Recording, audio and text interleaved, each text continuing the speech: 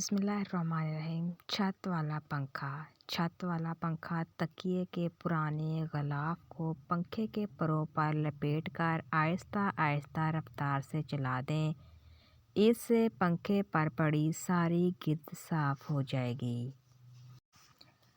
صوفے کی صفائی کے لیے جوتوں کی پالش استعمال کریں۔ صوفے پر اسی رنگ کی پالش لگا کر اچھے سے رگڑائی کریں۔ اس سے صوفہ مکمل طور پر صاف اور نئے جیسا ہو جائے گا۔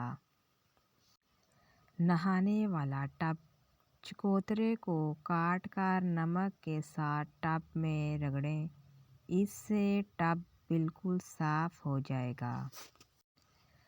گدا میٹرس، سپرے والی بوتل میں وڈکا ڈال کر گدے پر سپرے کریں۔ وڈکا میں موجود الکحل گدے میں بدبو پیدا کرنے والے بیکٹیریا کو مار دے گا۔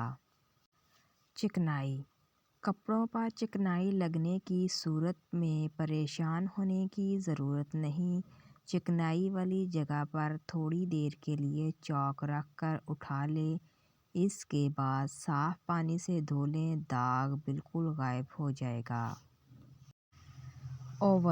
اوون کی صفائی کے لیے اس پر آدھا کپ امونیا چھڑک دیں اور ساری رات کے لیے چھوڑ دیں۔ صبح صاف پانی سے دھو دیں۔ گرینڈر کی صفائی کے لیے گرینڈر میں 1 چمچ میٹھا سوڈا ڈال کر چلائیں۔ اس کے بعد صاف پانی سے دھو لیں۔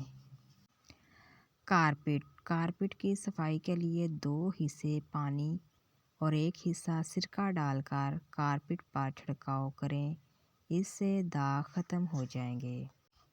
ناظرین، اگر آپ کو ہماری ویڈیو پسند آئی ہو تو پلیز ہمارے چینل کو لائک، شیئر اور سبسکرائب ضرور کیجیے گا۔ اللہ حافظ۔